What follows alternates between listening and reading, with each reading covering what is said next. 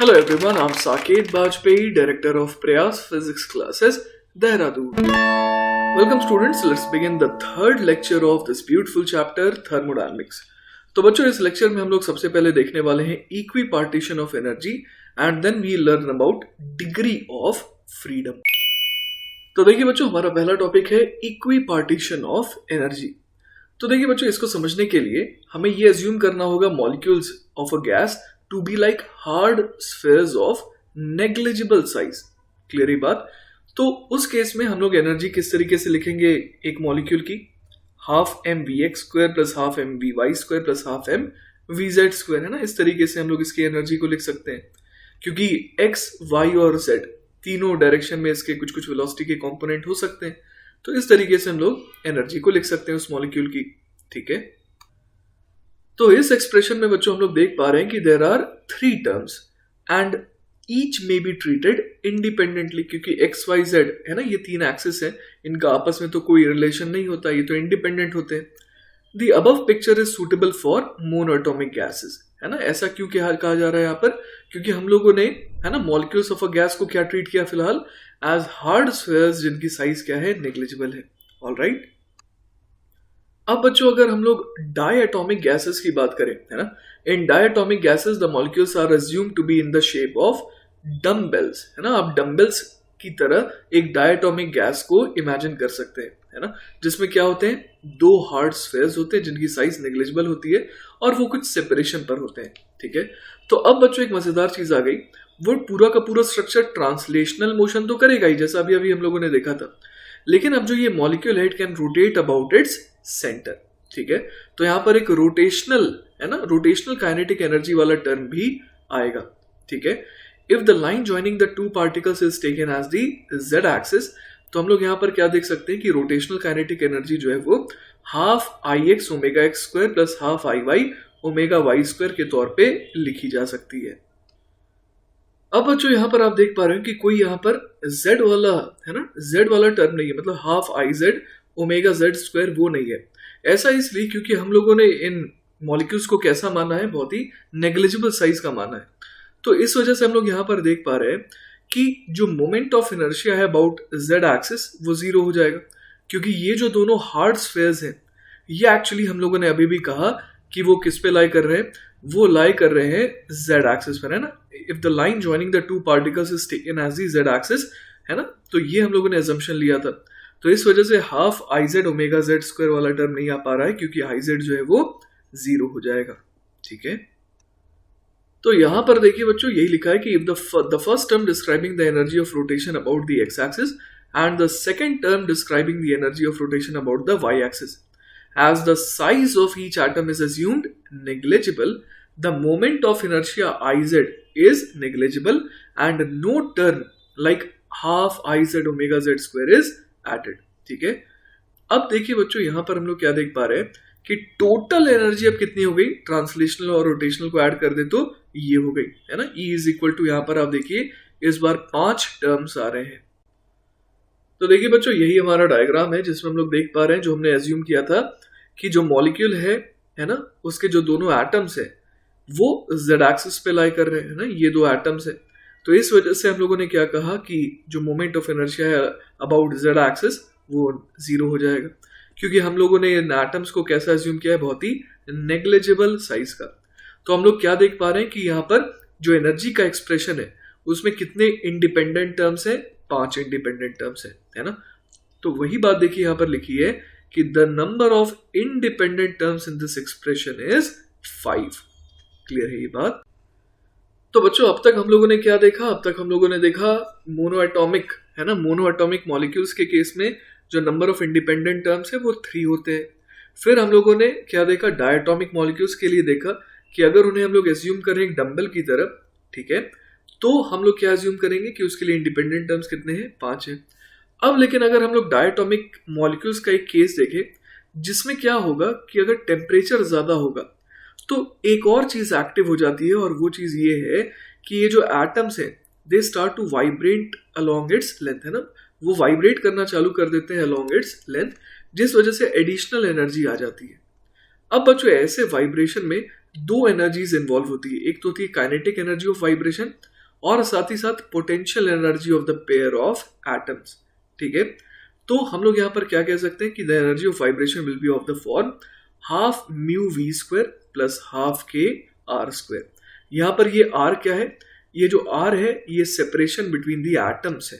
ठीक है, और v क्या है, D R by D T, जहां पर r क्या है हम लोग जानते हैं कि सेपरेशन है, तो जिस रेट से ये सेपरेशन चेंज हो रहा है वो v बता रहा है। अब यहाँ पर जो म्यू है वो बेसिकली किन चीजों पर डिपेंड करता है, मास ऑफ द मॉलिक्यूल पे, और साथ ही साथ जो k है ना, यहाँ पर जो k है वो एक्चुअली किससे रिलेटेड है, force constant of the entire system के। ठीक है, तो अब बच्चों हम लोग ये देख पा रहे हैं कि 5 टर्म्स तो ऑलरेडी थे, अब लेकिन यहाँ पर जो 2 टर्म्स और आ गए, तो इस वजह से हम लोग देख पा रहे हैं कि अब टोटल कितने इंडिपेंडेंट टर्म्स हो गए, 7 इंडिपेंडेंट टर्म्स हो गए। ठीक है, तो नेक्स्ट बच्चों अगर हम लोग बात करें पॉली एटॉमिक मॉलिक्यूल के लिए, तो number of terms in the rotational and vibrational energy depends on the actual arrangement of atoms in the molecule, है ना। जैसे जैसे हम लोग पॉलीएटॉमिक तक जा रहे हैं तो वैसे वैसे हम लोग समझ पा रहे हैं कि कॉम्प्लिकेशंस बढ़ेंगे, है ना। The number of independent terms in the expression energy of a molecule is called its degree of freedom. तो ये हम लोग एक नई चीज पढ़ रहे हैं कि जो नंबर ऑफ इंडिपेंडेंट टर्म्स आ रहे थे एक्सप्रेशन ऑफ एनर्जी में ऑफ अ मॉलिक्यूल, उसे ही क्या कहा गया, डिग्री ऑफ फ्रीडम कहा गया। जैसे कि मोनोएटॉमिक गैस मॉलिक्यूल के लिए हम लोगों ने देखा कि नंबर ऑफ इंडिपेंडेंट टर्म्स 3 थे, मतलब डिग्री ऑफ फ्रीडम 3 होगा। उसी तरह डायटॉमिक मॉलिक्यूल के लिए 5 होगा अगर वो जो मॉलिक्यूल है ना, वो वाइब्रेट नहीं कर रहा है, और अगर वो वाइब्रेट कर रहा है तो 7 हो जाएंगे। और वाइब्रेशन कब एक्टिव होता है, जब टेम्परेचर हाई होता है। तो अब देखिए बच्चों, अब हम लोग इस कंडीशन में आ गए कि हम लोग इक्विपार्टीशन ऑफ एनर्जी इसको समझ पाए। तो देखिए इक्विपार्टीशन ऑफ एनर्जी क्या कहता है, ये जो थ्योरम है ये कहता है कि it states that the average energy of a molecule in a gas associated with each degree of freedom, है ना, हर डिग्री ऑफ फ्रीडम से एसोसिएटेड जो energy, average energy of a molecule in a gas associated with each degree of freedom is half kT। Clear है ये बात। यहां पर k क्या है, k है बोल्ट्जमैन कांस्टेंट, और T क्या है, एब्सोल्यूट टेम्परेचर, मतलब टेम्परेचर इन केल्विन। तो ये जो थ्योरम है बच्चों, इसे हम लोग प्रूव कर सकते हैं using more advanced techniques of statistical mechanics, है ना, पर हमें उसकी जरूरत नहीं है और ना हम लोग अभी उतने केपेबल है। ठीक है, तो देखिए बच्चों हम लोग यहाँ पर क्या करने वाले हैं, यूजिंग द इक्विपार्टीशन थ्योरम हम लोग निकालने वाले हैं average energy of a molecule in a monoatomic gas. तो वो आ जाएगा बच्चों 3/2 kT के बराबर, है ना, क्योंकि यहाँ पर हम लोग देख पा रहे हैं कि 3 हो जाएगा डिग्री ऑफ फ्रीडम, और हाफ kT जो है वो क्या है, हर एक डिग्री ऑफ फ्रीडम से एसोसिएटेड एवरेज एनर्जी। ठीक है, तो टोटल कितना हो गया 3/2 kT। और बच्चों आगे आने वाले चैप्टर में हम लोग देखेंगे कि this is also the result of the kinetic theory of gases. ठीक है, अब बच्चों अगर हम लोग डायटॉमिक गैसेस के बारे में बात करें तो वहां पर हम लोग जानते हैं डिग्री ऑफ फ्रीडम 5 है, तो इस बार कितना हो जाएगा 5/2 kT। क्लियर है, तो वही यहाँ लिखा है कि द एवरेज एनर्जी पर molecule is 5/2 kT if the molecules translate and rotate but do not vibrate, और अगर वाइब्रेशन भी एक्टिव हो गया तो 7/2 kT हो जाएगा। ठीक है, इसके बाद देखिए बच्चों, अगर हम लोग एक सैंपल ले रहे हैं जिसमें n मोल्स हैं ऑफ एन आइडियल गैस, ठीक है, तो n मोल्स का मतलब क्या हो गया कि कितने नंबर ऑफ मॉलिक्यूल्स हो गए, n multiplied by Avogadro number, that is Na। ठीक है, तो अब देखिए बच्चों, अगर गैस मोनोएटॉमिक है तो हम लोग internal energy of the gas कितनी कह सकते हैं, तो 3/2 kT तो एक मॉलिक्यूल के लिए होती है। अब यहाँ पर कितने मॉलिक्यूल्स हैं, n इंटू Na, तो यहाँ पर हम लोग देख पा रहे हैं कि n into Na into 3/2 kT हो गया। और इसको अगर सिंप्लीफाई करें, है ना, तो यहाँ पर हम लोग इसे लिख सकते हैं n इंटू 3/2 इंटू RT। यहाँ पर R क्या है, R जो है वो यहाँ पर kT है। क्लियर है ये बात, K बोल्ट्जमैन कांस्टेंट है, T टेम्परेचर इन केल्विन है, और R जो है वो यूनिवर्सल गैस कांस्टेंट कहलाता है। क्लियर है ये बात। अब देखिए बच्चों, हम लोग ये जानते हैं कि molar heat capacity eight constant volume CV, है ना, वो कितना होता है, तो वो होता है 1/n du/dt। तो यहां पर हम लोग देख सकते हैं कि 1/n du/dt जो है वो कितना आ जाएगा, वो आ जाएगा 3R/2 के बराबर। क्लियर है ये बात। और इसी तरीके से हम लोग molar heat capacity at constant pressure क्या कह सकते हैं, तो Cp बराबर Cv प्लस R होता ही है। है ना। तो Cv अगर हमने निकाल लिया तो Cp हम लोग निकाल सकते हैं, वो कितना आ जाएगा 5/2r। और इसी तरीके से गामा कितना आ जाएगा Cp/Cv, जो कि आ जा रहा है 5/3, दैट इज 1.67। तो इस तरीके से अभी हम लोगों ने स्टडी करा मोनोएटॉमिक मॉलिक्यूल्स को, ठीक है ना। अब बच्चों हम लोग बात करते हैं डायटॉमिक गैस की। तो वहां पर हम लोग समझ पा रहे हैं कि डिग्री ऑफ फ्रीडम 5 है। तो अगर हम लोग n मोल्स वाला एक सैंपल ले रहे हैं तो इंटरनल एनर्जी कितनी आ जाएगी, n into Na, that is number of molecules multiplied by 5/2 kT, जो कि अगेन क्या बन जाएगा n इंटू 5/2 RT। क्लियर है बात। और ये कब आ रहा है, अगर मॉलिक्यूल्स वाइब्रेट नहीं कर रहे हो तो, ठीक है ना। अब यहां पर देखिए Cv जो है अगेन कितना आ जाएगा 1/n du/dt, that is 5r/2। Cp उसी तरीके से आ जाएगा 7r/2 और गामा आ जाएगा 7/5। अब अगर मॉलिक्यूल्स वाइब्रेट कर रहे हैं तो हम लोग क्या बोल सकते हैं डायटोमिक के केस में, U जो है वो सिंपली आ जाएगा n इंटू 7/2 RT, Cv आ जाएगा 7/2r, Cp 9/2r और गामा 9/7 के बराबर, ठीक है। तो बच्चों हम लोग एक बहुत ही इंपॉर्टेंट फॉर्मूला एक तरीके से देख रहे हैं, Cv बराबर एक तरीके से क्या आ गया FR/2 आ गया, है ना। क्योंकि हम लोगों ने यहाँ पर क्या देखा, हम लोगों ने यहाँ पर देखा कि मोनोएटॉमिक के केस में Cv कितना आ रहा था 3r/2 आ रहा था। फिर डायटॉमिक के केस में जब डिग्री ऑफ फ्रीडम 5 था तो वो आ रहा था 5r/2, है ना। और जब वाइब्रेशनल मोड एक्टिव हो गया तो वो 7r/2 आया। तो हम लोग एक तरीके से देख पा रहे हैं कि Cv का फॉर्मूला जो है, जो कि बहुत इंपॉर्टेंट फॉर्मूला है, वो क्या आ गया हमारे पास FR/2, जहां पर F क्या है, डिग्री ऑफ फ्रीडम है। तो देखिए बच्चों अब तक हम लोगों ने क्या देखा, अब तक हम लोगों ने देखा कि जो expected values of Cv, Cp and gamma है ना, वो किस पे डिपेंड करती है, नेचर ऑफ द गैस पे। जैसे कि मोनोएटॉमिक के लिए अलग आएगा, डायटॉमिक में अगर वाइब्रेशन को इंक्लूड ना करें तो अलग आएगा, और डायटॉमिक के केस में ही अगर वाइब्रेशन को इंक्लूड करें तो अलग आएगा। जैसे सबसे पहले वाले केस में गामा 1.67 आ रहा था, फिर उसके बाद 1.40 और बाद में 1.29 आ रहा था। इसी तरह Cb, Cp इन सब की वैल्यूज किस तरीके से आ रही थी वो हम लोग देख पा रहे हैं। लेकिन इन सब में Cp माइनस Cv जो है वो कितना आ रहा था 8.31 आ रहा था। क्लियर है बात। और हम लोगों ने ये देखा था थ्योरेटिकली कि जो Cp माइनस Cv वो किसके बराबर आता है, R के बराबर आता है, जो कि यूनिवर्सल गैस कांस्टेंट है। तो अब बच्चों हम लोग देखने वाले हैं experimental values of Cv, Cp and gamma. अभी तो हम लोगों ने देखा था कि क्या हम लोग एक्सपेक्ट कर सकते हैं इनकी वैल्यूज हो। तो यहां पर देखिए हम लोग देख पा रहे हैं कि जो मोनोएटॉमिक गैसेस जैसे helium, neon, argon, krypton, xenon, इनके लिए गामा जो है जैसा हम लोगों ने एक्सपेक्ट किया था ऑलमोस्ट वैसा ही आ रहा है। फिर अगर हम लोग H2O2, N2, CO, HCl इनको देखें तो इनके लिए भी देखिए गामा जो है जैसा एक्सपेक्टेड था ऑलमोस्ट वैसा ही आ रहा है। लेकिन अब अगर हम लोग यहाँ पर देखें CO2, H2O और CH4 का केस, और यहाँ पर H2O का केस हम लोग देख रहे हैं 200 डिग्री सेल्सियस पर, ठीक है। 200 डिग्री सेल्सियस पर आप समझ पा रहे हैं कि ये जो H2O है ये एक तरीके से क्या होगा, ये वेपर स्टेट में होगा।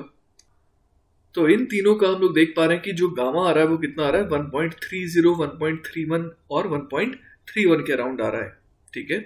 तो बच्चों CO2 जो है ना, CO2 जो है वो ट्राई एटॉमिक होता है ना।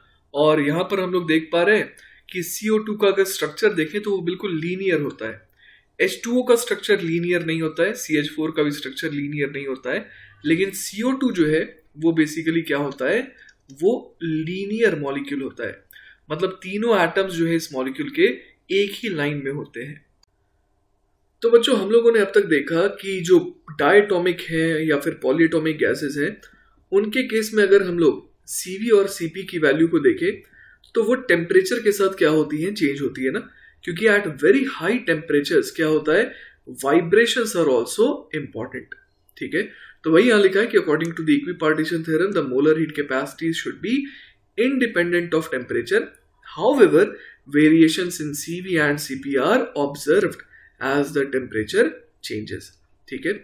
एक और बात यहाँ पर बच्चों बहुत मजेदार है, वो ये है कि हम लोगों ने ये अभी भी देखा कि H2O, CH4 ये तो नॉन लीनियर मॉलिक्यूल्स है, ठीक है, लेकिन CO2 तो लीनियर है। तो फिर स्पेसिफिक हीट कैपेसिटी जो है CO2 की वो सेम कैसी आ सकती है as compare to CH4 and H2O। वो तो आ रही थी ना सेम, अभी हम लोगों ने टेबल में देखा था, है ना। CH4 और H2O जो है वो तो नॉन लीनियर होते हैं। तो इस वजह से हम लोग समझ पा रहे हैं कि इसके पास जो डिग्री ऑफ फ्रीडम होगी वो कितनी होगी, 6 होगी। लेकिन CO2 के पास क्यों होती है डिग्री ऑफ फ्रीडम 6, है ना, ये हमें पता लगाना है। तो देखिए बच्चों, for CO2 some fraction of molecules get into vibrations even at room temperature or so, ठीक है।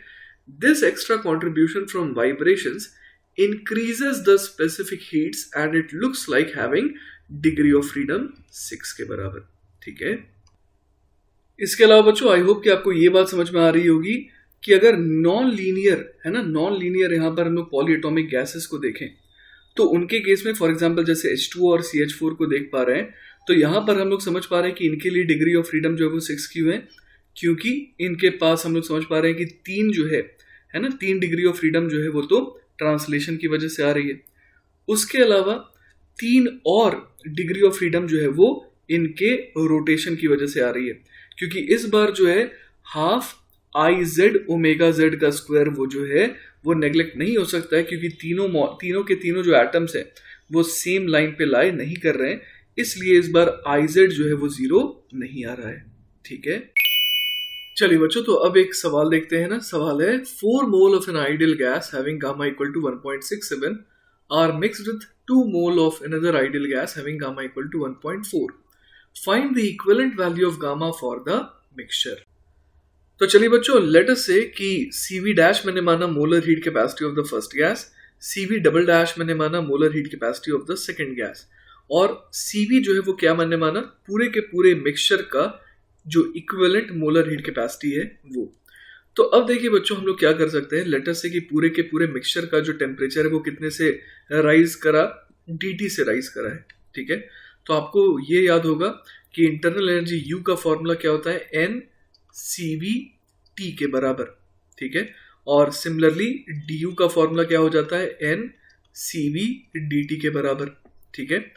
अब लेकिन बच्चों यहाँ पर हम लोग देख पा रहे हैं कि यहाँ पर 2 अलग अलग वैरायटीज के गैसेस हैं, तो हम लोग यहाँ पर कह सकते हैं कि पहली गैस की इंटरनल एनर्जी कितने से राइज करी होगी।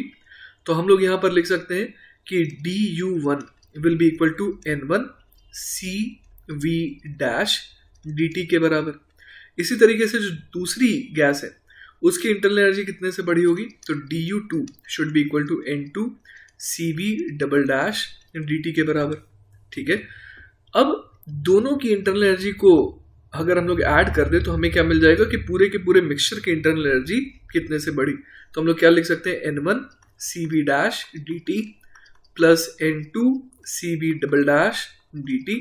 ये किसके बराबर होना चाहिए, अगर मैं पूरे मिक्सचर को ऐसा मानूं कि मैं इसका एवरेज निकालना चाह रहा हूं, है ना।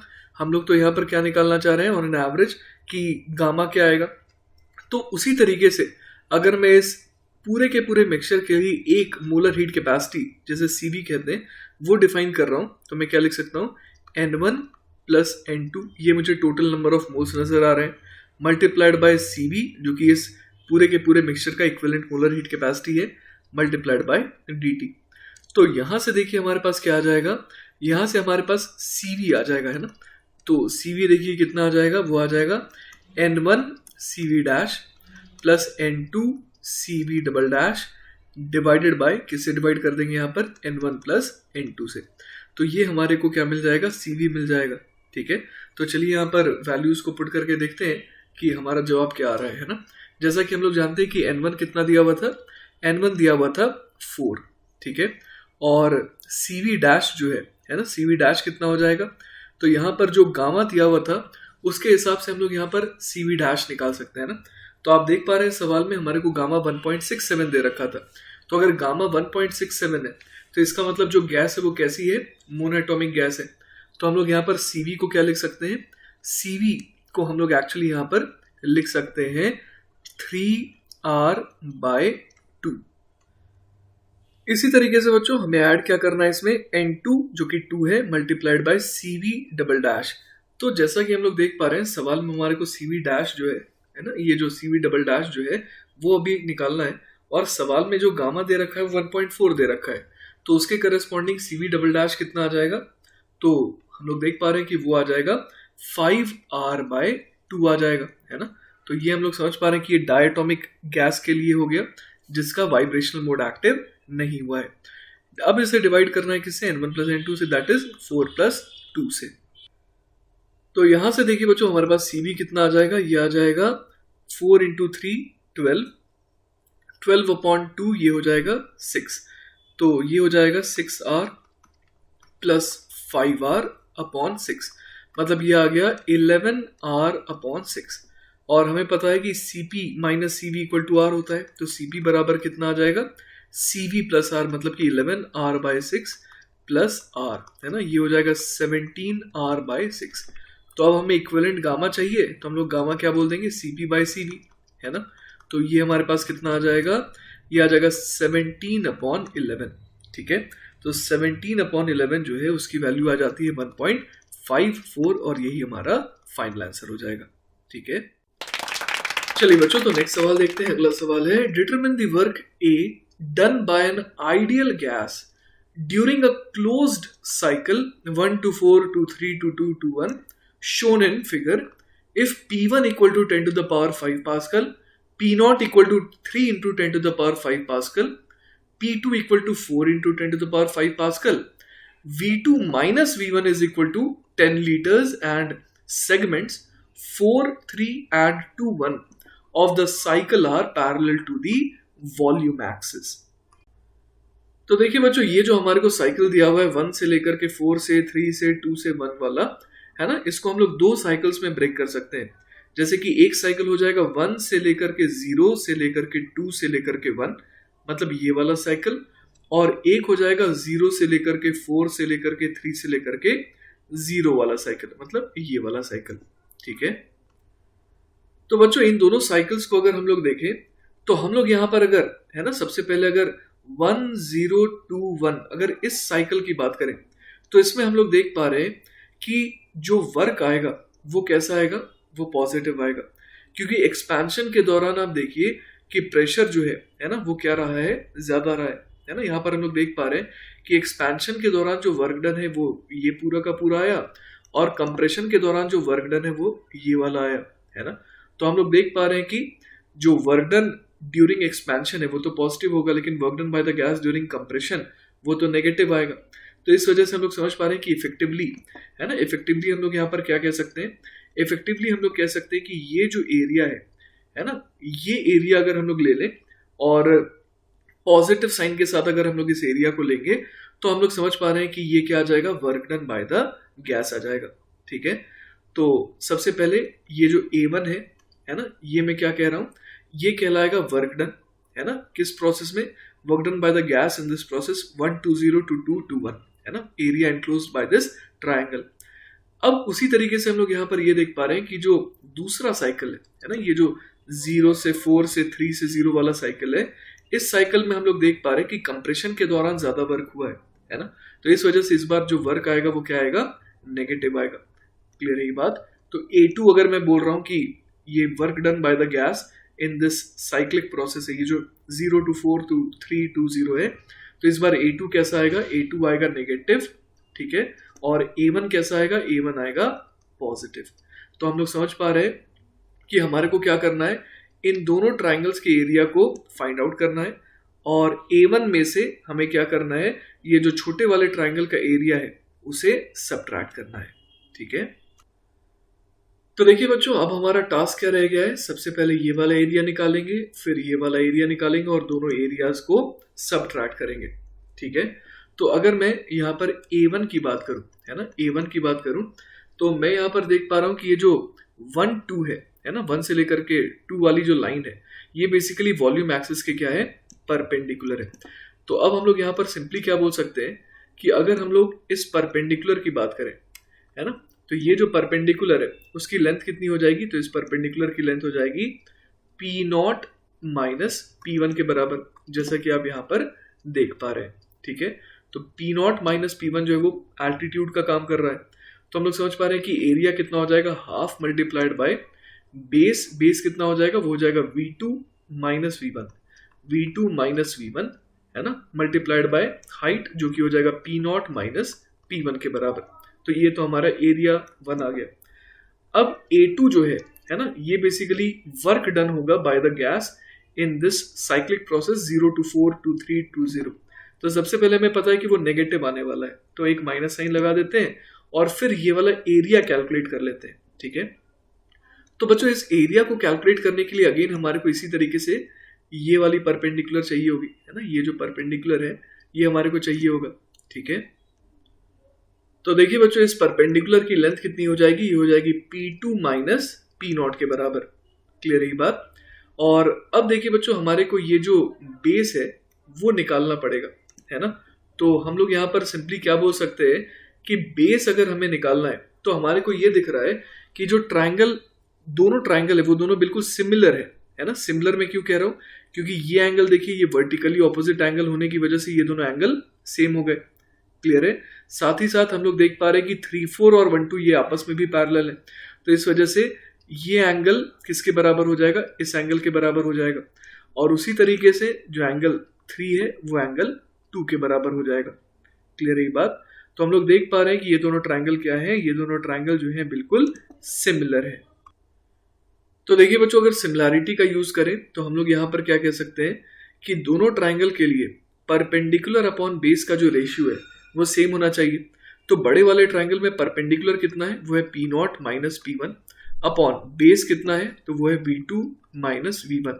वो किसके बराबर आना चाहिए, दूसरे वाले ट्राइंगल के परपेंडिकुलर अपॉन बेस के रेशियो के हिसाब से। तो परपेंडिकुलर दूसरे वाले केस में कितना है, P2 माइनस P0 है अपॉन इस बार जो बेस है उसको मैं सिंपली B कह देता हूं। तो हम लोग देख पा रहे हैं कि बेस कितना आ जाएगा, तो बेस हमारे पास आ जाएगा P2 minus P0 into V2 minus V1 upon P0 minus P1, clear है बात। तो अब देखिए हमें A2 चाहिए था, तो A2 जो है वो नेगेटिव है ना, वो नेगेटिव है क्योंकि work done by the gas जो है वो ओवरऑल इस साइक्लिक प्रोसेस में नेगेटिव आ रहा है, तो मैंने माइनस साइन लगा दिया। अब मुझे एरिया चाहिए था, तो मैं क्या लिख दूंगा, half into base into height. Height तो देखिए P2 माइनस P0 है, इसको मल्टीप्लाई करना होगा बेस से, और बेस कितना हो जाएगा, तो वो जाएगा P2 minus P0 multiplied by V2 minus V1, है ना। यहां पर हम लोग क्या लिख सकते हैं, V2 minus V1 upon P0 minus P1, है ना, इस ऊपर वाली इक्वेशन से।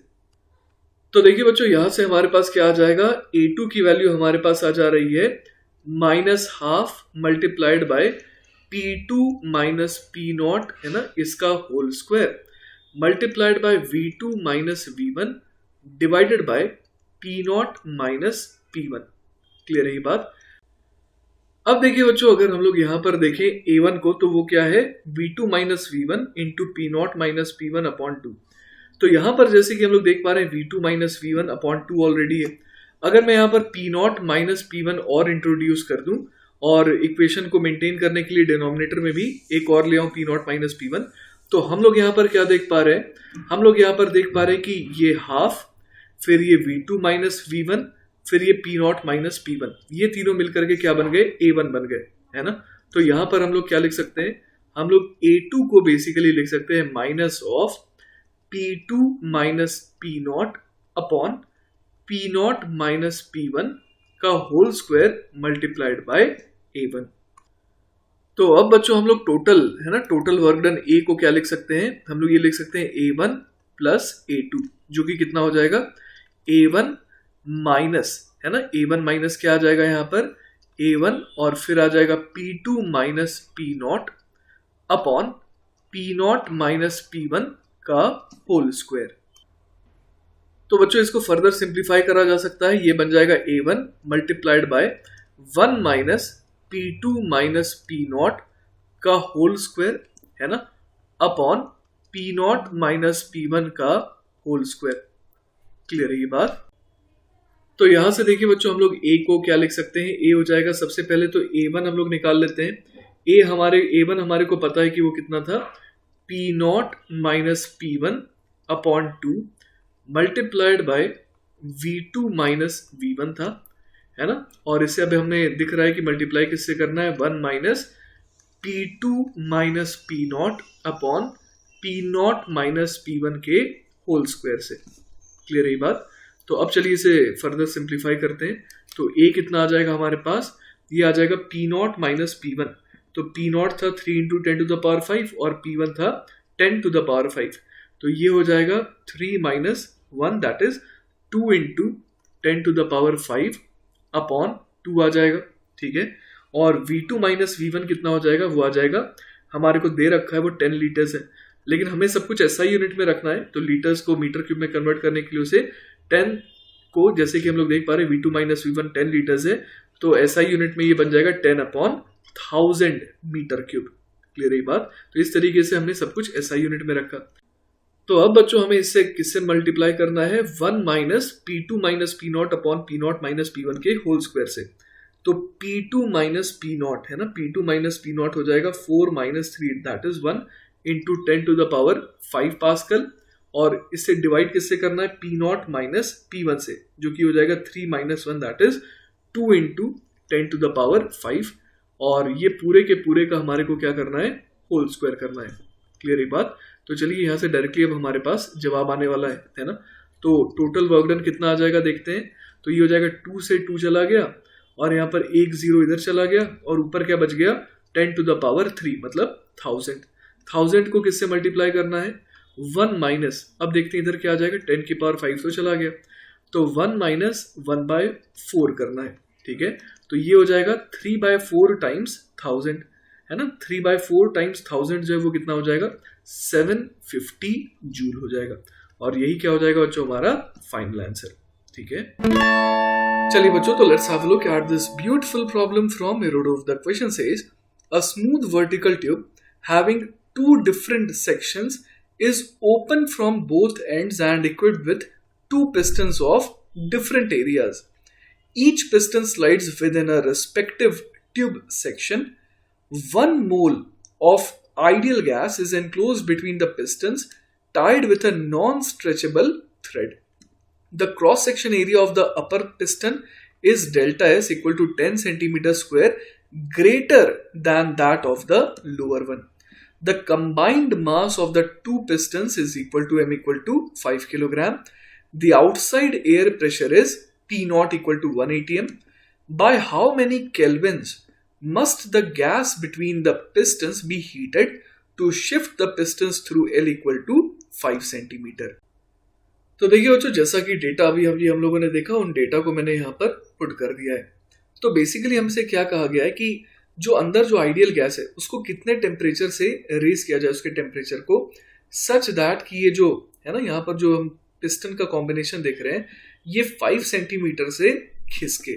ठीक है, तो अब देखिए बच्चों, अगर मैं इन दोनों पिस्टन्स को और धागे को है ना मिला करके अगर मैं सिस्टम कहूं, तो मैं यहाँ पर क्या कह सकता हूं, तो मैं यहाँ पर ये कह सकता हूँ कि इस पर बाहर से हम लोग देख सकते हैं कि ऊपर से नीचे की तरफ कितना फोर्स लग रहा था, ऊपर से नीचे की तरफ इस तरीके से P0 इंटू S1 फोर्स लग रहा था, है ना, एटमॉस्फेरिक प्रेशर की वजह से। यहाँ पर S1 मैंने क्या कहा है, बड़े वाले पिस्टन का क्रॉस सेक्शन एरिया का है। उसी तरीके से नीचे से ऊपर की तरफ और क्या लग रहा था, वो लग रहा था P0 इंटू S2 लग रहा था। अब यहाँ पर जो टेंशन है वो तो इंटरनल फोर्स है, तो उसे तो हम लोग काउंट नहीं करेंगे। इसके अलावा हमारे को ये भी समझ में आ रहा है कि पूरे सिस्टम पर फोर्स ऑफ ग्रेविटी भी एक्ट कर रहा है, और वो कितना है, वो है mg के बराबर, जहां पर m क्या है, combined mass of the two pistons.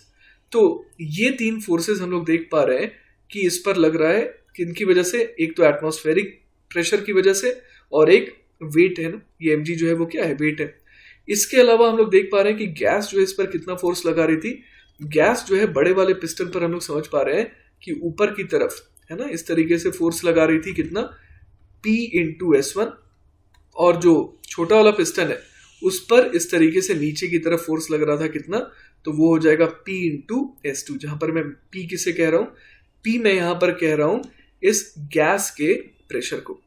तो हम लोग देख पा रहे हैं, यहां पर इक्वेशन भी लिख सकते हैं इनफैक्ट, कि जो नीचे वाले फोर्सेज है वो कौन कौन से हो गए, P0 into S1 plus mg plus PS2, ये किसके द्वारा बैलेंस हो रहे हैं, PS1 plus P0 into S2 के बराबर। ठीक है, तो यहां पर हम लोग एक चीज देख पा रहे हैं कि अगर मैं P को अलग से एक तरफ ले जाऊँ ना, तो P multiplied by S1 minus S2, P multiplied by S1 minus S2, ये किसके बराबर आ जाएगा, mg plus P0 multiplied by S1 minus S2। अब हमारे को सवाल में S1 minus S2 delta S दे रखा है, तो हम लोग यहां पर लिख सकते हैं P delta S is equal to mg plus P0 into delta S।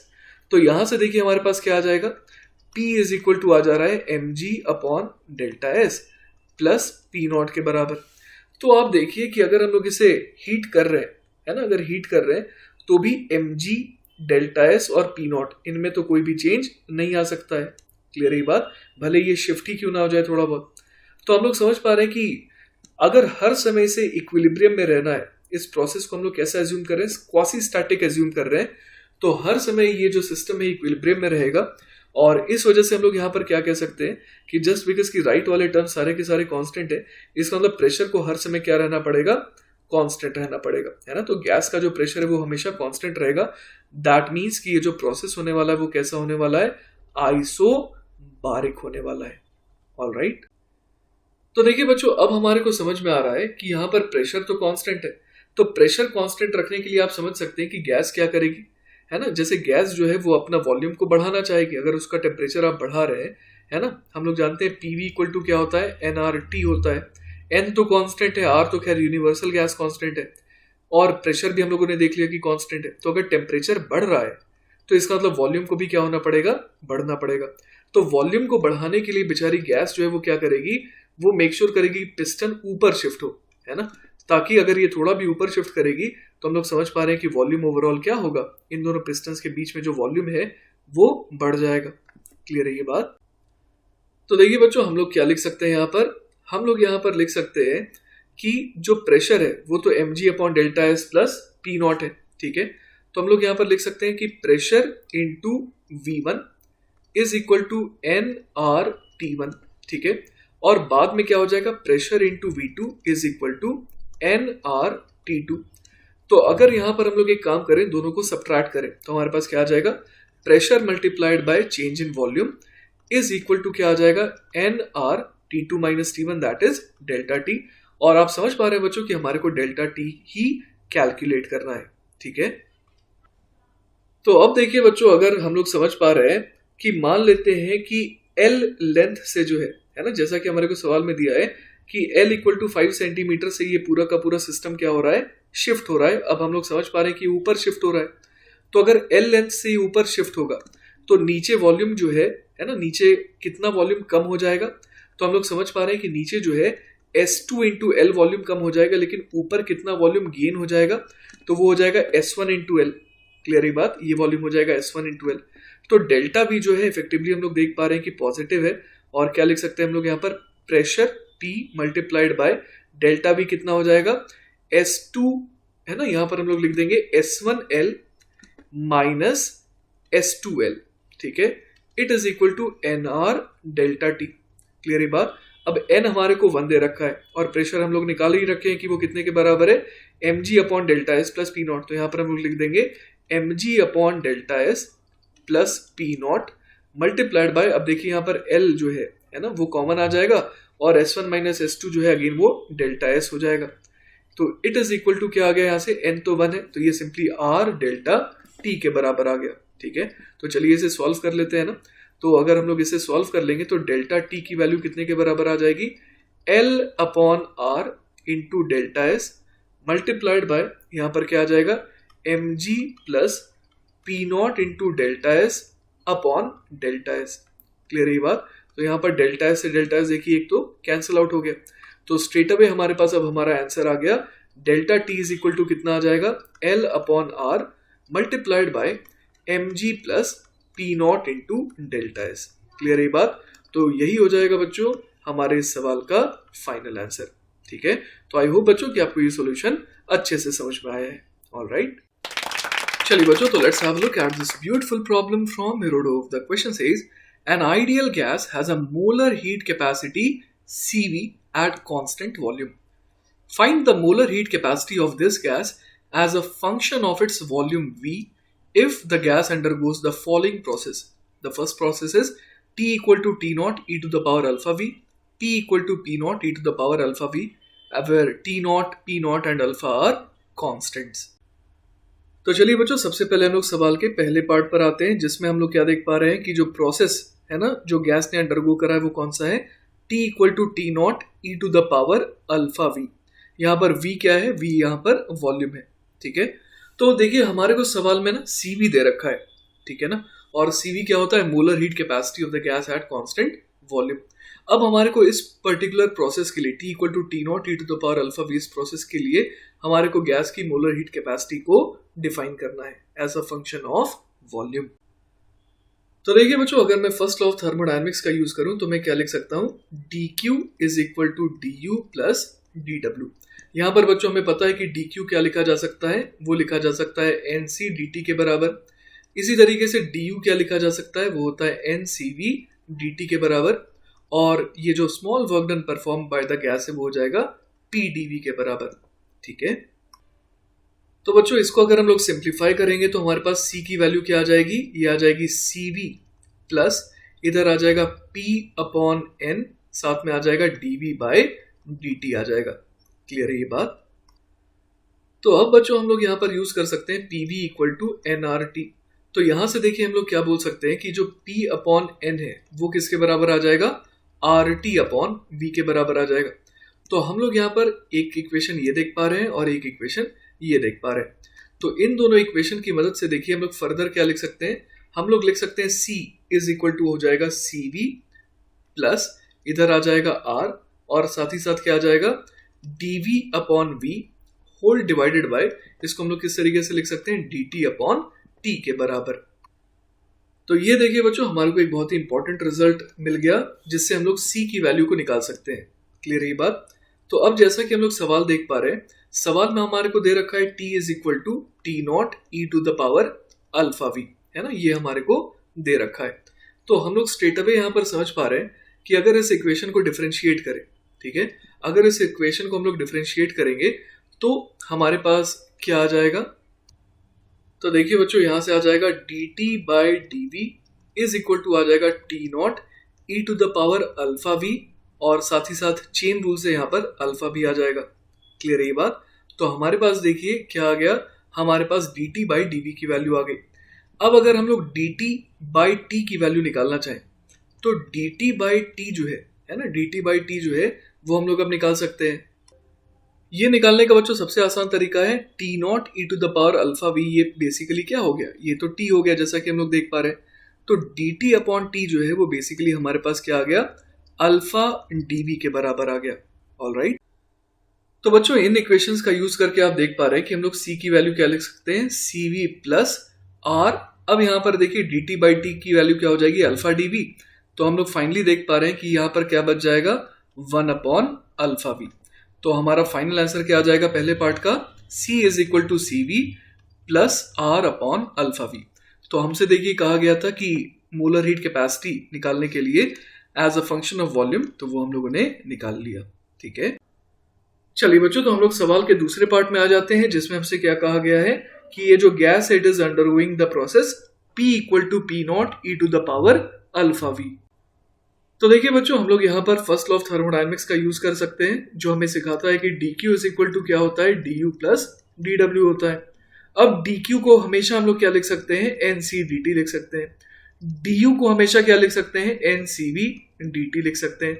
और dw को हमेशा क्या लिखा जा सकता है, pdv लिखा जा सकता है। ठीक है, तो यहां से देखिए हमारे पास क्या आ जाएगा, हमारे पास जो c की वैल्यू है वो आ जाएगी cv plus p upon n dv by dt के बराबर। ठीक है, तो ये हो गई बच्चों हमारी इक्वेशन नंबर 1। अब इसके अलावा हमारे को और क्या दे रखा है, हमारे को दे रखा है p is equal to p naught e to the power alpha v। तो यहां पर अगर हम लोग फर्दर इसे सिंप्लीफाई करें तो ये क्या बन जाएगा, dp is equal to p naught e to the power alpha v multiplied by alpha dv। ये मैंने इसे डिफरेंशिएट कर दिया। क्लियर है ये बात? तो ये हमारे पास हासिल हो गई इक्वेशन नंबर 2। इसके अलावा बच्चों हम लोग एक और इक्वेशन यहाँ पर देख सकते हैं, और वो कहाँ से आ सकती है, pv इक्वल टू nRT से। हमें पता है pv इक्वल टू होता है nRT।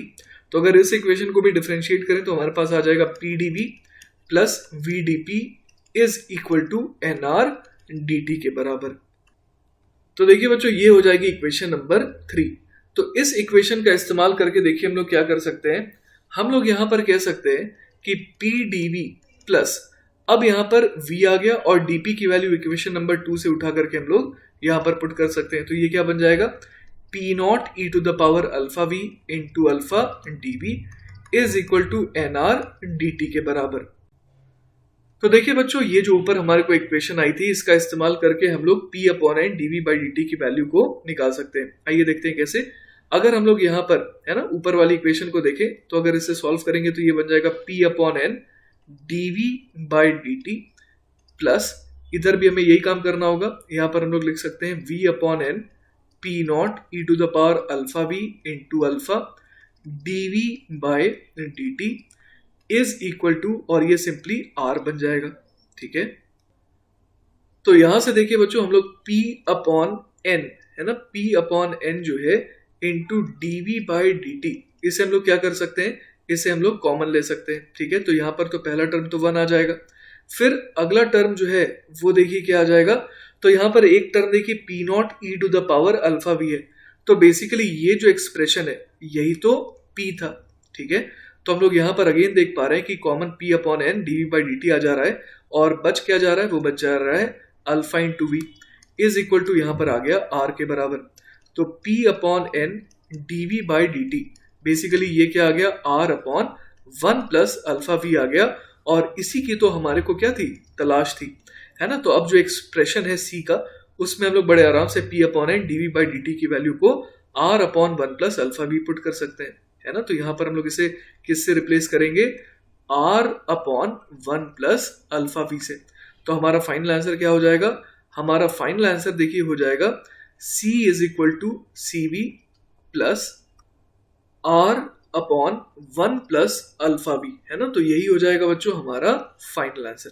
क्लियर है बात? चलिए बच्चों, तो let's have a look at this beautiful problem from Irodov. The question says, for the case of an ideal gas, find the equation of the process in the variables T and V in which the molar heat capacity varies as C equal to Cv plus alpha T, C equal to Cv plus beta V and C equal to Cv plus AP, where alpha, beta and A are constants.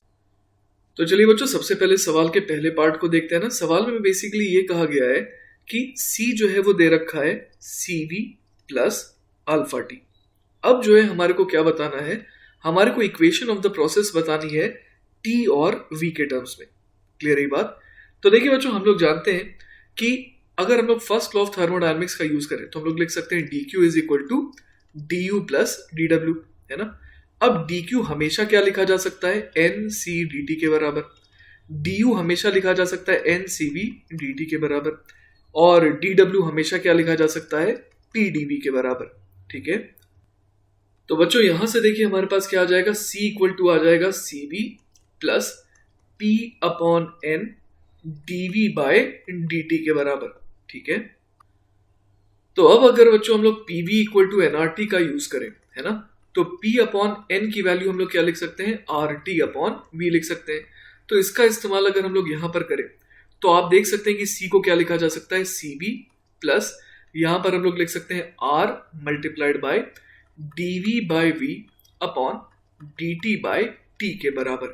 ठीक है, तो जैसा कि आप सवाल को देख पा रहे हैं, सवाल में हमारे को दे रखा था C equal to Cv plus alpha t दे रखा था। क्लियर है बात? तो अगर हम लोग यहाँ पर कंपैरिजन ड्रॉ करें तो अल्फा t की वैल्यू किसके बराबर आ जाएगी, R dv by v upon dt by t के बराबर। ठीक है, तो बच्चों यहां से हम लोग फाइनली क्या देख पा रहे हैं, हम लोग यहां से देख पा रहे हैं कि dv अपॉन v, है ना, इसकी वैल्यू कितने के बराबर आ जाएगी, अल्फा dt अपॉन r के बराबर आ जाएगी। क्लियर है बात? तो अब हम लोग फर्दर यहां पर क्या कर सकते हैं, इंटीग्रेट कर सकते हैं।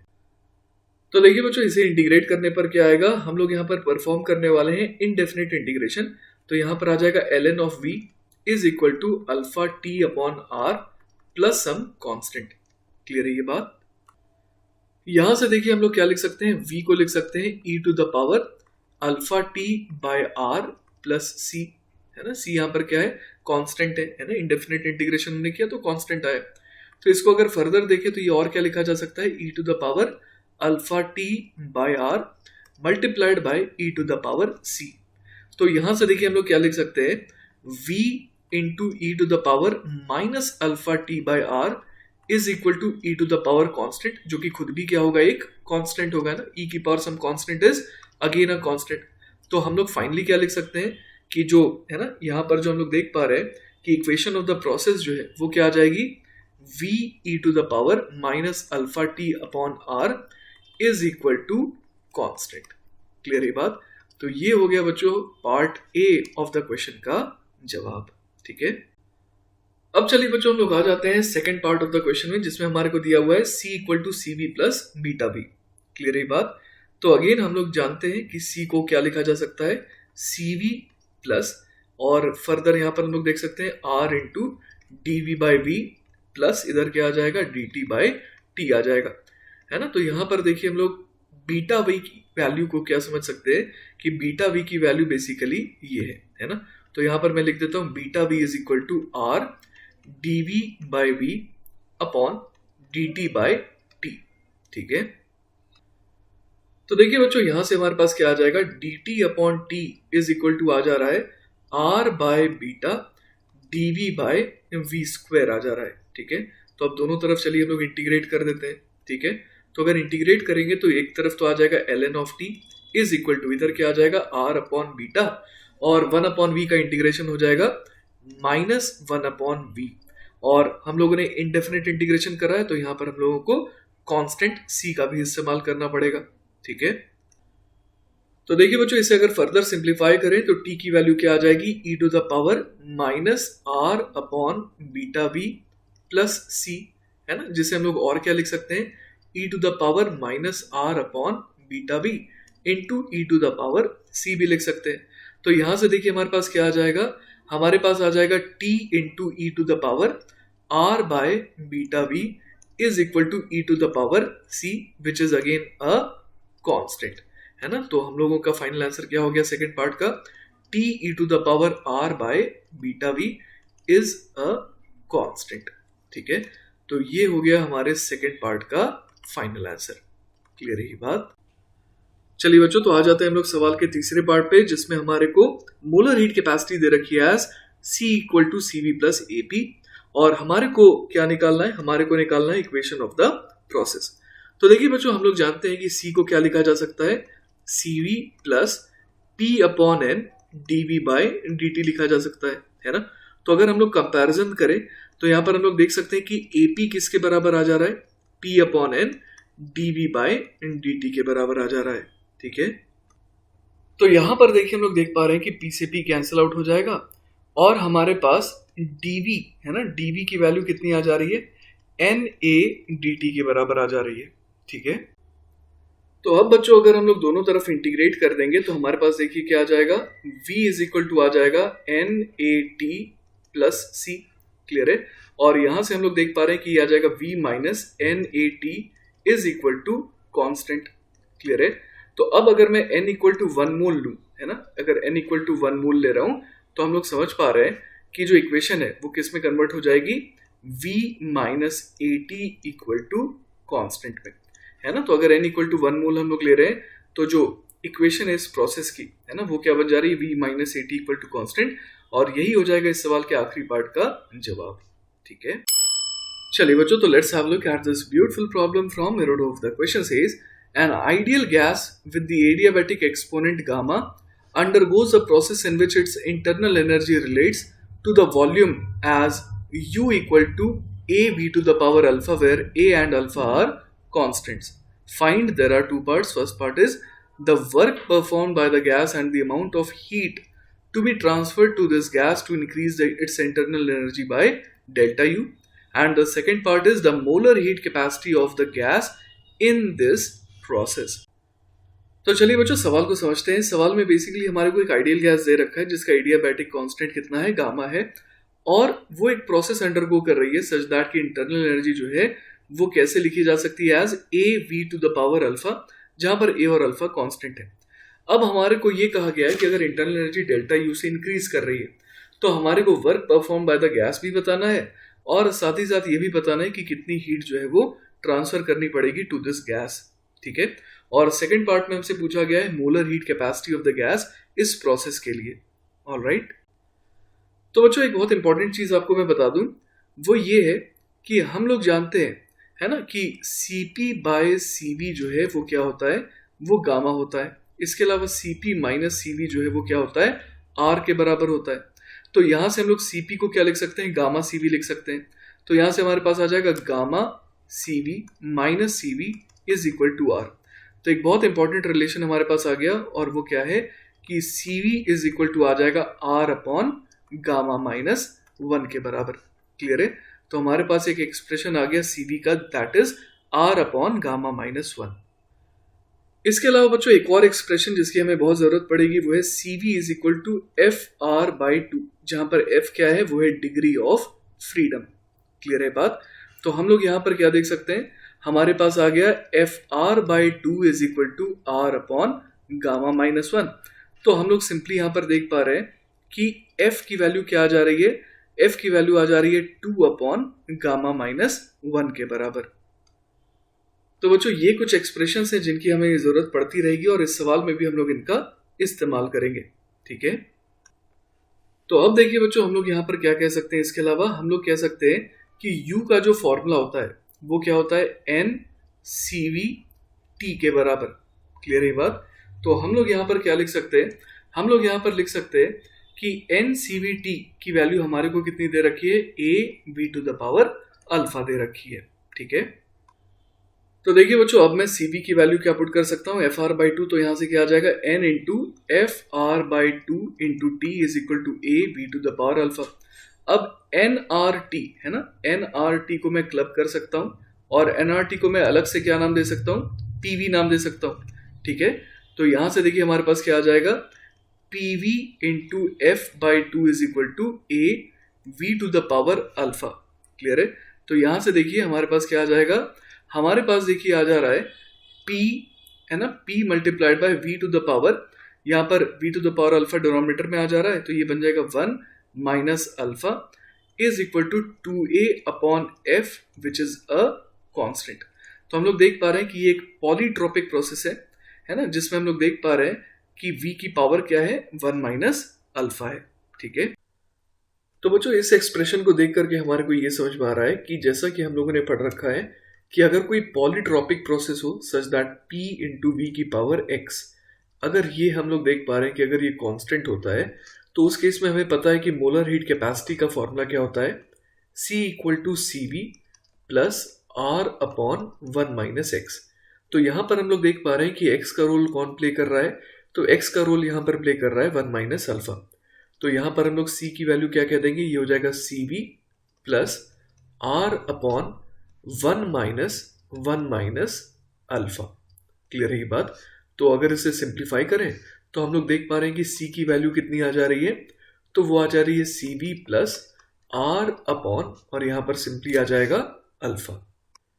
इसके अलावा बच्चों हमें ये पता है कि CV की वैल्यू बेसिकली क्या होती है, CV होता है R upon gamma minus 1।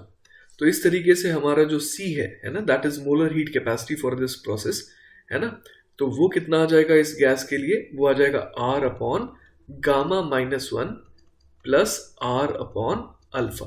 Clear है? तो ये हम लोगों ने निकाल लिया मोलर हीट कैपेसिटी। ठीक है, तो अब बच्चों हमारे को और क्या निकालना था, आइए देखते हैं सवाल में। तो जैसा कि बच्चों आप देख पा रहे हैं हमने पार्ट बी को सॉल्व कर लिया, हमने निकाल लिया the molar heat capacity of the gas in this process. अब हम लोग निकालना चाहते हैं work performed by the gas and the amount of heat to be transferred to this gas to increase its internal energy by delta U। तो बच्चों हम लोग एक चीज जानते हैं कि डेल्टा U क्या होता है, वो होता है NCV डेल्टा T। ठीक है, और CV हम लोग जानते हैं कि वो क्या हो जाता है, R अपॉन गामा माइनस 1। तो हम लोग यहाँ पर देख पा रहे हैं कि डेल्टा U की वैल्यू क्या हो जाएगी, NR delta T upon gamma minus 1 के बराबर। क्लियर है ये बात? तो ये हो गया डेल्टा U। ऑलराइट, अब बच्चों अगर हमारे को है ना, अगर हमारे को वर्क डन निकालना है तो हम लोग यहाँ पर क्या निकाल सकते हैं, सबसे पहले हम लोग यहाँ पर डेल्टा क्यू भी निकाल सकते हैं। डेल्टा क्यू आ जाएगा हमारे पास NC डेल्टा T है ना, तो अगर डेल्टा U आ जाए, डेल्टा क्यू आ जाए, तो हम लोग वर्क डन भी निकाल सकते हैं by using the first law of thermodynamics है ना। तो यहाँ पर हम लोगों ने अभी भी देखा था कि C की वैल्यू क्या हो जाएगी, तो C की वैल्यू हो जाएगी R upon gamma minus 1 plus क्या आ जाएगा, R अपॉन अल्फा। क्लियर है? और यहाँ पर हमें मल्टीप्लाई करना होगा इसे किसके साथ, डेल्टा T के साथ। ऑलराइट, तो देखिए बच्चों, अगर हम लोग यहाँ पर इसे एक्सपैंड करें तो डेल्टा क्यू कितना आ जा रहा है, N R upon gamma minus one delta T plus N R delta T upon alpha. अब अगर हम लोग इस डेल्टा यू के एक्सप्रेशन से कंपेयर करें तो हम लोग देख पा रहे हैं कि ये वाला जो टर्म है ये बेसिकली क्या बन जा रहा है, ये बन जा रहा है डेल्टा यू। तो अगर हम लोग फर्स्ट ऑफ थर्मोडायनेमिक्स को रिकॉल करें तो हम लोग बड़े आराम से देख सकते हैं कि डेल्टा क्यू क्या होता है, वो होता है delta U plus delta W, है ना, work done plus change in internal energy is equal to delta Q. तो हम लोग यहाँ पर कह सकते हैं कि ये जो बचा हुआ टर्म है वही बेसिकली क्या है, वही यहाँ पर हम लोग देख पा रहे हैं कि डेल्टा डब्ल्यू है, that is work done by the gas. तो हम लोग क्या लिख सकते हैं, work done by the gas, है ना, वो कितना हो जाएगा, वो हो जाएगा N R delta T upon alpha. लेकिन बच्चों हमारे को जवाब जो है वो तो डेल्टा यू के टर्म्स में देना है। तो हम लोगों ने अभी अभी देखा था कि डेल्टा यू क्या है, वो है N R delta T upon gamma minus one, है ना। तो यहाँ पर हम लोग लिख सकते हैं डेल्टा यू कितना है, N R delta T upon gamma minus one. तो यहाँ से एन आर डेल्टा टी की जो वैल्यू है ना, एन आर डेल्टा टी, ये कितनी आ जाएगी, gamma minus one multiplied by delta U. तो हम लोग work done by the gas को और क्या लिख सकते हैं, gamma minus one upon alpha multiplied by delta U, ठीक है। तो ये देखिए बच्चों, हम लोगों ने निकाल लिया work done by the gas. अब इसी तरीके से हम लोग और क्या निकालना चाह रहे हैं, हम लोग निकालना चाह रहे हैं डेल्टा क्यू, है ना। डेल्टा क्यू हम लोग निकालना चाह रहे हैं in terms of delta U, ठीक है। तो जैसा कि हम लोग जानते हैं डेल्टा क्यू क्या हो जाएगा, delta U plus work done, जो कि खुद कितना है, gamma minus one into delta U upon alpha के बराबर, ठीक है। तो देखिए बच्चों, इसे अगर सिंप्लीफाई करें तो डेल्टा क्यू कितना आ जाएगा, तो ये आ जाएगा delta U multiplied by one plus gamma minus one upon alpha, है ना। तो ये देखिए हम लोगों ने क्या निकाल लिया, ये हम लोगों ने निकाल लिया डेल्टा क्यू, ठीक है। तो यही हो जाएगा बच्चों हमारा फाइनल आंसर। चलिए बच्चों, तो नेक्स्ट सवाल देखते हैं। अगला सवाल है, two vessels of volumes V1 and V2 contain the same ideal gas. The pressures in the vessels are P1 and P2 and the temperatures are T1 and T2 respectively. The two vessels are now connected to each other through a narrow tube. Assuming that no heat is exchanged between the surrounding and the vessels, find the common pressure and temperature attained after the connection. तो देखिए बच्चों, शुरुआत में जब हम लोग देख पा रहे हैं कि ये वॉल्व जो है जब ये क्लोज्ड था, है ना, तब हम लोग निकाल सकते हैं कि शुरुआत में लेफ्ट वाले वेसल में कितने मोल्स थे। तो N1 will be equal to P1 V1 upon R T1, है ना, आइडियल गैस इक्वेशन लगा करके N1 यही आ जाएगा।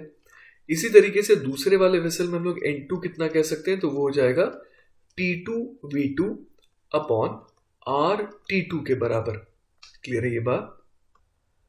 अब बच्चों हम लोग देख पा रहे हैं कि जब वॉल्व को ओपन कर दिया गया तो हम लोग समझ पा रहे हैं कि फाइनली P डैश और T डैश, है ना, यहाँ पर हम लोग देख पा रहे हैं कि कॉमन प्रेशर P डैश और common temperature T dash attain हो जाएगा। तो अब हम लोग यहाँ पर क्या कह सकते हैं कि जो टोटल है ना, जो टोटल नंबर ऑफ मोल्स हो जाएंगे वो कितने हो जाएंगे। तो टोटल नंबर ऑफ मोल्स को हम लोग बोल सकते हैं N1, है ना, यहाँ पर हम लोग क्या लिख सकते हैं, N1 plus N2। It can also be written as P dash into total volume हो जाएगा V1 plus V2 upon R T dash, ठीक है। तो हम लोग N1 प्लस N2 को और क्या लिख सकते हैं, pressure into volume upon R into temperature. तो this can also be written as P1 V1 upon R T1 plus P2 V2 upon R T2 के बराबर। क्लियर है ये बात। तो यहां से देखिए हमारे पास क्या आ जाएगा, यहां से देखिए हम लोग देख पा रहे हैं कि R जो है वो कैंसिल आउट हो जाएगा, ठीक है। तो हम लोग यहाँ पर क्या लिख सकते हैं, यहाँ पर हमारे पास आ जाएगा T dash upon P dash, है ना। T dash upon P dash जो है वो कितना आ जाएगा, T1 T2 multiplied by V1 plus V2। यहाँ पर मैंने LCM ले लिया और यहाँ पर डिनोमिनेटर में देखिए क्या आ जाएगा, डिनोमिनेटर में हम लोग यहाँ पर देख पा रहे हैं कि आ जाएगा P1 V1 T2 plus P2 V2 T1, है ना। यहाँ पर हम लोग देख पा रहे हैं कि एलसीएम लेकर के यही रिजल्ट आने वाला है। ऑलराइट, अब देखिए बच्चों हम लोग एक चीज और देख पा रहे हैं यहाँ पर, और वो ये है कि ये पूरे के पूरे, है ना, कॉम्बिनेशन को अगर हम लोग देखें, मतलब the combination of two vessels, तो हम लोग देख पा रहे हैं कि इस सिस्टम की जो वॉल्यूम है वो तो फिक्स्ड है ना। तो शुरुआत में जो सिस्टम की इंटरनल एनर्जी थी वही बाद में भी इंटरनल एनर्जी के बराबर होगी, क्योंकि हीट कहीं और बाहर तो नहीं जा रही है। और साथ ही साथ ओवरऑल हम लोग देख पा रहे हैं कि जो वॉल्यूम है वो तो क्या है, कांस्टेंट है दोनों का मिला करके। तो net work done by the gas वो तो जीरो आने वाला है। तो इसका मतलब U initial has to be equal to U final, है ना। तो टोटल इंटरनल एनर्जी जो इनिशियली थी वो किसके बराबर होनी चाहिए, फाइनल इंटरनल एनर्जी के। ठीक है, तो इनिशियल इंटरनल एनर्जी में हम लोग क्या क्या चीजें लिख सकते हैं, हम लोग लिख सकते हैं N1 CV into T1 plus N2 CV into T2।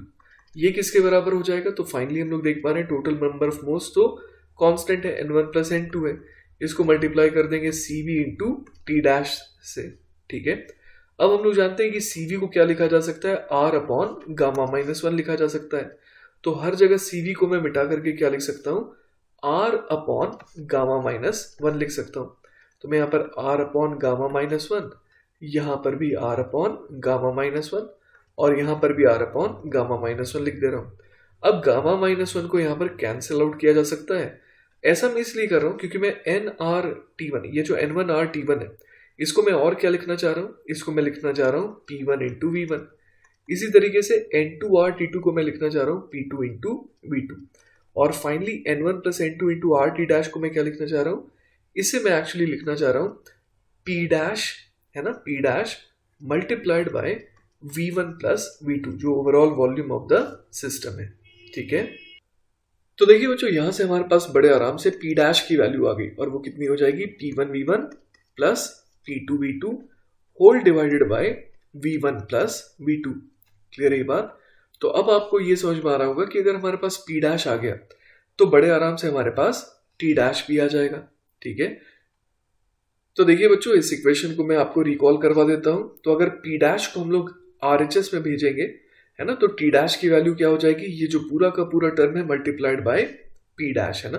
तो हम लोग फाइनली यहाँ पर जो है T डैश की वैल्यू को क्या लिख सकते हैं, वो हो जाएगा T1 T2 multiplied by V1 plus V2 whole divided by P1 V1 T2 plus P2 V2 T1। और इसे किससे मल्टीप्लाई करना होगा, P डैश से मल्टीप्लाई करना होगा ना। और P डैश की वैल्यू कितनी थी, P1 V1 plus P2 V2 upon V1 plus V2। तो यहाँ पर हम लोग लिख सकते हैं P1 V1 plus P2 V2 upon V1 plus V2। Clear है बात। तो बड़े आराम से आई थिंक आप देख पा रहे हैं यहाँ पर कि जो T डैश की वैल्यू है ना, वो कितनी आ जाएगी, ये तो कैंसिल आउट हो गया। तो हमारे पास जो T डैश की वैल्यू आ जाएगी वो आ जाएगी T1 into T2 multiplied bye P1 V1 plus P2 V2। और इस पूरे को हमें किससे डिवाइड करना पड़ेगा, हमें डिवाइड करना पड़ेगा P1 V1 T2 plus P2 V2 T1 से। तो यही देखिए आ गया बड़े आराम से हमारा फाइनल आंसर। क्लियर है ये बात। चलिए बच्चों, तो नेक्स्ट सवाल देखते हैं। अगला सवाल है, an ideal monoatomic gas is confined in a cylinder by a spring-loaded piston of cross-section 8 into 10 to the power minus 3 meter square. Initially, the gas is at 300 Kelvin and occupies a volume of 2.4 into 10 to the power minus 3 meter cube and the spring is in its relaxed state. जैसा कि हम लोग इस diagram में बच्चों देख पा रहे हैं। ठीक है, तो शुरुआत में स्प्रिंग जो है वो अपने रिलैक्स्ड स्टेट में थी। ठीक है, अब देखते हैं आगे। The gas is heated by a small heater until the piston moves out slowly by 0.1 meter. ठीक है, तो यहाँ पर बच्चों हम लोग देख पा रहे हैं कि एक हीटर है ना, जो क्या कर रहा है, जो कि मेक श्योर कर रहा है कि अंदर की जो गैस है वो हीटेड अप हो जाए और इस वजह से पिस्टन जो है ना, वो क्या हो, वो राइट की तरफ खिसक जाए by a distance of 0.1 metre. Clear है ये बात। Calculate the final temperature of the gas. ठीक है, तो हमें final temperature of the gas निकालना है। और इसके अलावा डेटा क्या क्या दे रखा है, the force constant of the spring is 8000 newton per metre and the atmospheric pressure is 1 into 10 to the power 5 newton per metre square. The cylinder and the piston are thermally insulated. The piston and the spring are massless and there is no friction between the piston and the cylinder. है ना, ये जो piston है और spring है दोनों ही massless है। ठीक है, और कहीं पर कोई भी फ्रिक्शन नहीं है। Also, we have to neglect any heat loss through the lead wires of the heater. The heat capacity of the heater coil is negligible. तो बच्चों इस सवाल में हम लोग कुछ चीजें देख पा रहे हैं, जैसे कि इनिशियली है ना, इनिशियली जो प्रेशर था उसको मैं P1 कह देता हूं। तो इनिशियली जो प्रेशर था वो रहा होगा 10 to the power 5 newton per metre square. ऐसा मैं इसलिए कह रहा हूं बच्चों क्योंकि अगर मैं इस पिस्टन का फ्री बॉडी डायग्राम बनाऊं तो हम लोग देख पा रहे हैं कि बाहर से उस पर कौन सा फोर्स लग रहा था, एटमॉस्फेरिक प्रेशर इंटू एरिया लग रहा था, that is P not into area. उस समय स्प्रिंग रिलैक्स स्टेटमेंट थी जिस वजह से वो कोई भी फोर्स नहीं लगा पा रही थी, पर ये जो पिस्टन है ये तो इक्विलिब्रियम में था। तो इसका मतलब इस पर है ना, अंदर से जो गैस है वो कितना प्रेशर लगा रही थी। मान लेते हैं कि प्रेशर P1 था, तो P1 इंटू ए जो है वो P नॉट इंटू ए को बैलेंस कर रहा था। इसका मतलब P1 जो है वो किसके बराबर है, एटमॉस्फेरिक प्रेशर के बराबर है शुरुआत में। ठीक है, इसके अलावा बच्चों हम लोग एक और चीज यहाँ पर देख पा रहे हैं कि ये जो प्रोसेस है वो बहुत ही स्लोली अकर हो रहा है। तो इसका मतलब हो गया कि ये क्वासी स्टैटिक प्रोसेस है जो कि हर समय किस में रहता है, इक्विलिब्रियम में रहता है। तो हम लोग यहाँ पर ये कह सकते हैं कि जब मान लीजिए है ना, जब मान लीजिए कि ये जो स्प्रिंग है ना, ये कितने लेंथ से कंप्रेस हो चुकी है, ये स्प्रिंग जो है 0.1 मीटर से कंप्रेस हो चुकी है। तो उस समय ये कितना फोर्स लगा रही होगी पिस्टन के ऊपर, ये लगा रही होगी K इंटू एक्स के बराबर फोर्स। ठीक है, यहां पर x मैंने क्या लिया, 0.1 मीटर ले लिया है। क्लियर है ये बात। अब इसके अलावा हम लोग एक और चीज देख पा रहे हैं कि एटमॉस्फेरिक प्रेशर की वजह से यहां पर एक और फोर्स तो लगेगा ही, वो कौन सा होगा, P नॉट इंटू ए होगा। तो जिस मोमेंट पर है ना, जिस मोमेंट पर पिस्टन जो है 0.1 मीटर से आगे जा चुकी है, या फिर कहने का एक और तरीका ये हो सकता है कि स्प्रिंग में 0.1 मीटर का कंप्रेशन आ चुका है, तो उस समय के प्रेशर को अगर मैं P2 कह रहा हूं तो मैं क्या लिख सकता हूं, P2 इंटू एरिया जो है ना, P2 इंटू एरिया जो है वो बेसिकली क्या कर रहा होगा, P not into A plus KX, इसे बैलेंस कर रहा होगा। क्लियर है ये बात। तो यहां से देखिए हम लोग क्या निकाल सकते हैं, P2 निकाल सकते हैं ना। तो P2 कितना आ जाएगा, P not plus KX upon area, या फिर हम लोगों ने P नॉट को कहा था कि वो P1 के बराबर है, तो ये हो जाएगा P1 plus KX upon area. ठीक है, इसके अलावा बच्चों हम लोग ये भी कह सकते हैं कि अगर इनिशियल वॉल्यूम जो है V इनिशियल, अगर मैं उसे V1 कह रहा हूं तो फाइनली जो वॉल्यूम हो जाएगा उसको अगर मैं यहाँ पर V2 कह दे रहा हूं तो उसे हम लोग क्या लिख सकते हैं, V1 plus A into x, क्योंकि X लेंथ से है ना ये पिस्टन आगे गया है और क्रॉस सेक्शनल एरिया A है, तो A इंटू एक्स से वॉल्यूम जो है वो इंक्रीज करा है। ठीक है, तो अब हम लोग ये देख पा रहे हैं कि इस प्रोसेस में जो नंबर ऑफ मोल्स है वो तो सेम रहेंगे। तो हमें PV इक्वल टू nRT, ये आइडियल गैस इक्वेशन के बारे में जानकारी है। तो हम लोग समझ पा रहे हैं कि N इंटू आर जो इस प्रोसेस में क्या रहेगा, कांस्टेंट रहेगा। तो हम लोग यहाँ पर लिख सकते हैं P1 V1 upon T1 has to be equal to P2 V2 upon T2। Clear है ये बात। अब बच्चों यहाँ पर हम लोग P1 की वैल्यू को क्या लिख सकते हैं, P1 हो जाएगा 10 to the power 5 newton per metre square. Clear है ये बात। अब इसके अलावा जो है वॉल्यूम हमारे को शुरुआत में कितना दे रखा था, वो दे रखा था 2.4 into 10 to the power -3 metre cube. और इस पूरे को हम लोग कितने से डिवाइड कर देंगे, टेम्परेचर से, है ना, जो इनिशियली कितना था 300 केल्विन था। अब ये किसके बराबर होना चाहिए, तो हम लोगों ने देखा था कि P2 को कितना होना पड़ेगा, P1 प्लस KX अपॉन ए। तो 10 टू द पावर 5 है ना, 10 to the power 5 plus KX upon A. अब K हमारे को दे रखा था 8000 मल्टीप्लाइड बाय x था 0.1, दैट इज 1/10। तो यहाँ पर 1/10 से मैंने मल्टीप्लाई कर दिया, और साथ ही साथ मुझे और क्या करना होगा, एरिया से डिवाइड करना पड़ेगा। तो हमारे को जो एरिया है वो कितना दे रखा था, 8 इंटू 10 टू द पावर -3। तो मैं लिख दूंगा 8 इंटू 10 टू द पावर -3, और सब कुछ यहाँ पर SI यूनिट में। क्लियर है बात। अब हमें क्या करना है, इसे मल्टीप्लाई करना है फाइनल वॉल्यूम से, है ना। तो फाइनल वॉल्यूम जो है वो कितना हो जाएगा, तो हम लोग समझ पा रहे हैं बच्चों की जो फाइनल वॉल्यूम है V2 है ना, उसकी वैल्यू हम लोग कैसे निकालेंगे, तो उसकी वैल्यू हो जाएगी 2.4 into 10 to the power -3 metre cube. इसमें और क्या जोड़ना होगा, इसमें जोड़ना होगा 8 upon 10 to the power 3, that is cross sectional area, multiplied by जिस डिस्टेंस से ये आगे बढ़ा है, तो वो हो जाएगा 1/10। क्लियर है ये बात। तो ये हो जाएगा 2.4 प्लस 0.8 इंटू 10⁻³ है ना। तो ऐड करने पर ये कितना आ जाएगा 3.2 इंटू 10⁻³ जिसे मैं नीचे ले आ सकता हूँ। और इसको हमें किससे डिवाइड करना होगा T2 से। एक्चुअली T2 ही वो टेम्परेचर है फाइनल जिसकी हमें रिक्वायरमेंट है। ठीक है, तो देखिए बच्चों इसे सॉल्व करने पर T2 की जो वैल्यू है वो हमारे पास आ जाएगी 800 केल्विन के बराबर, और यही हो जाएगा बच्चों हमारे इस सवाल का फाइनल आंसर। ऑलराइट, चलिए बच्चों तो इस लेक्चर का आखिरी टॉपिक देखते हैं जो कि है फ्री एक्सपेंशन। तो देखिए बच्चों जैसा कि हम लोग एक एग्जांपल देख पा रहे हैं, यहाँ पर क्या हो रहा है कि एक इंसुलेटेड कंटेनर है और यहाँ पर दो चेंबर्स हैं और ये दोनों सेपरेटेड हैं बाय अ वॉल्व। चेंबर 1 में आइडियल गैस है और चेंबर 2 में वैक्यूम है। अब देखिए अगर वॉल्व को ओपन कर देंगे तो क्या होगा, हम लोग समझ पा रहे हैं कि ये जो आइडियल गैस है ये अब वैक्यूम में एंटर करेगी, है ना। इस तरीके से हम लोग समझ पा रहे हैं कि वैक्यूम में एंटर करेगी। अब होगा ये कि जो ये आइडियल गैस है ना, ये सिर्फ पहले चेंबर के बजाय पहले और दूसरे चेंबर दोनों को ही ऑक्यूपाई करेगी। क्लियर है ये बात।